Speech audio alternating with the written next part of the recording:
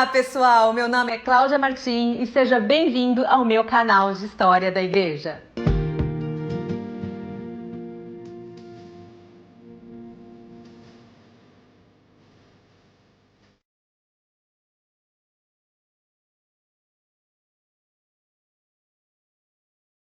Eu escolhi trazer uma biografia no vídeo de hoje de uma pessoa super interessante da história recente da igreja brasileira. É uma mulher, uma missionária que me inspirou demais quando eu conheci a história dela e eu quis muito repartir e trazer logo de cara essa biografia para você. E nós vamos falar de Marcolina Magalhães, a missionária do sertão brasileiro.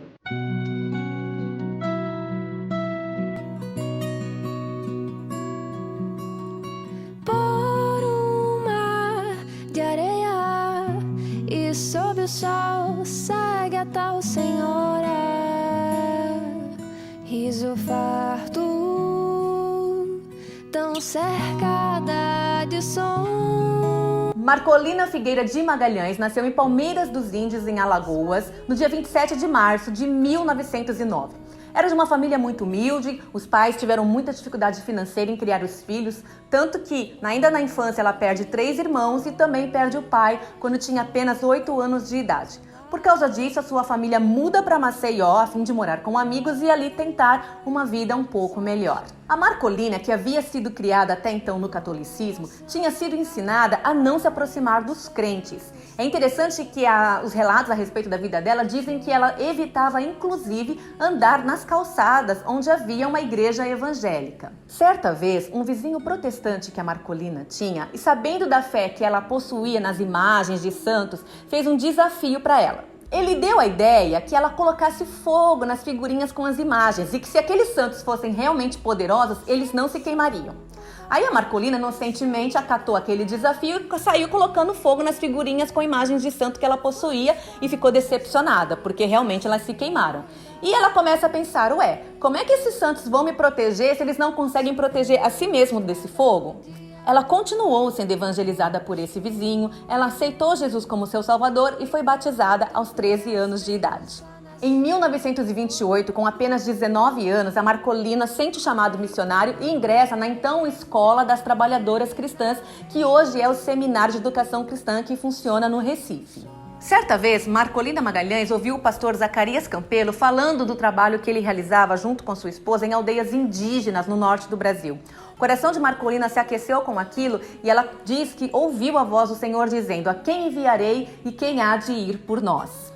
Os relatos dizem que depois disso ela começou a orar com muita intensidade e com muitas lágrimas, pedindo que o Senhor a enviasse para o interior do norte e do nordeste do Brasil. E no ano de 1932, com apenas 23 anos, Marcolina é enviada para Porto Franco, no Maranhão, para atuar numa vila onde havia uma igreja e ela também deveria abrir uma escola ali. Ela parte então no dia 5 de abril de 1932 e chega ao seu destino no dia 3 de maio daquele mesmo ano. Foram 10 dias de viagem de Maceió até Belém, 10 dias de viagem. E depois mais 20 dias num pequeno barco subindo o rio Tocantins até chegar ao seu destino, onde ela viajou sentada em cima de sacos de sal.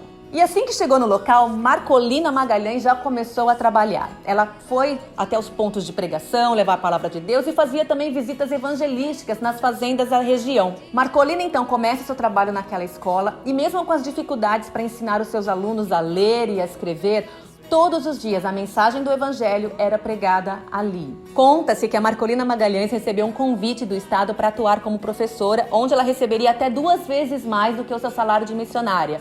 Esse convite foi recusado por ela e ela permaneceu no lugar aonde Deus havia designado. Marcolina fica então 20 anos em Porto Franco, realizando seu trabalho missionário, pregando o evangelho para todo aquele povo. As histórias registradas sobre Marcolina dizem: o trabalho como evangelista itinerante era o que lhe dava maior prazer. Visitava fazendas, sítios, casas dos sertanejos e as aldeias dos índios. De 1946 a 1949, Marcolina foi designada para o Instituto Teológico, aonde ela trabalharia na formação de jovens vocacionados a missões.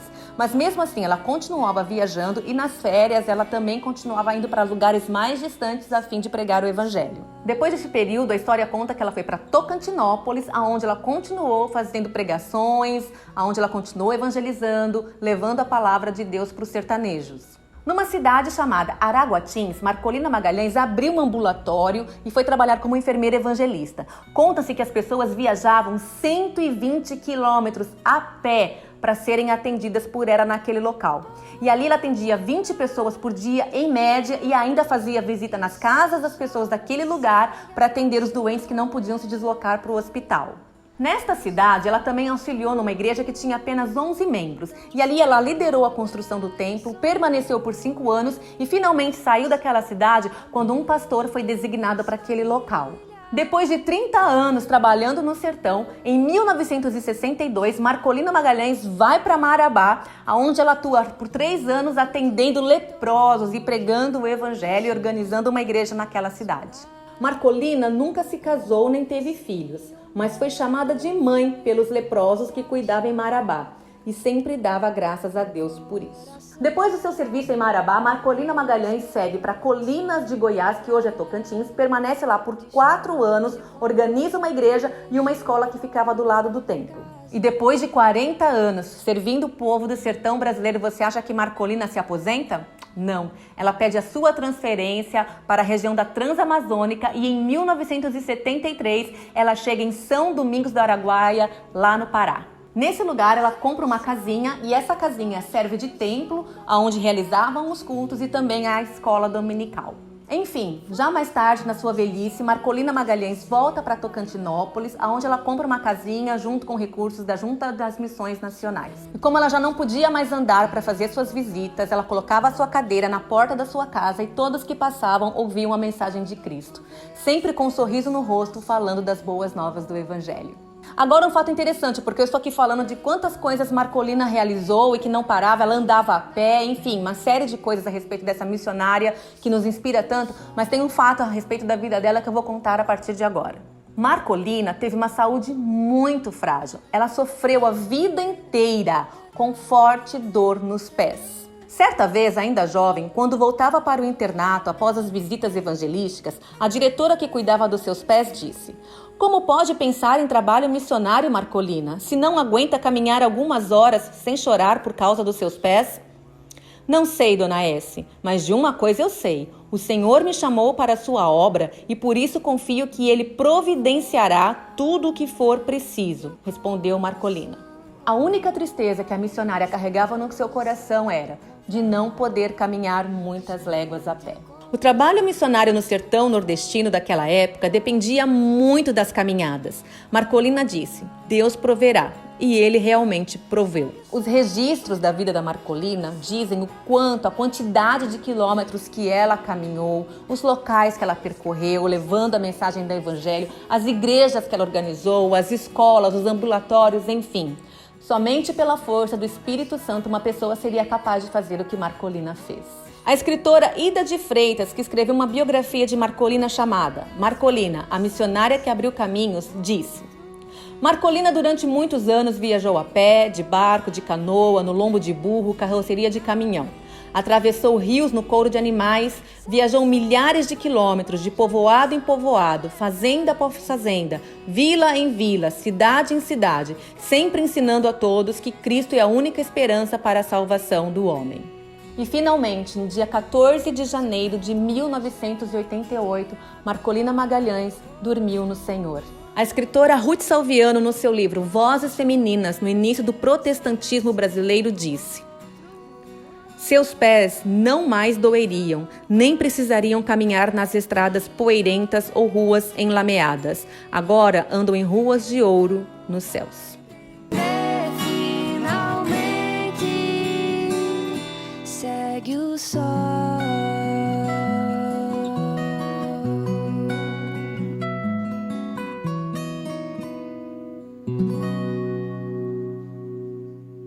E é isso, pessoal. Essa é a biografia da Marcolina Magalhães. Eu espero que ela tenha abençoado a sua vida assim como abençoou a minha, que você tenha gostado desse vídeo. Eu vou deixar aqui um card também na descrição desse vídeo, um clipe de uma música que foi feita inspirada na vida da Marcolina. A banda Catarina Vambora compôs a música A Moça da Praia, em homenagem a essa missionária, e é uma canção maravilhosa, inspiradora, que eu vou deixar aqui realmente para que você possa ouvir e conhecer um pouquinho mais dessa missionária que abriu caminhos no sertão brasileiro. E se você assistiu esse vídeo até aqui, muito obrigada. Não se esqueça de deixar o seu like, de você se inscrever nesse canal, compartilha, comenta aqui se você quer ver outras biografias, outros temas de história da igreja que eu vou programando e trazendo esses vídeos para vocês, tá bem? Muito obrigada, que Deus te abençoe e até o próximo vídeo. Acabou? Acabou. Você pode desligar ali? Eu vou desligar aqui. 1, 2, 3.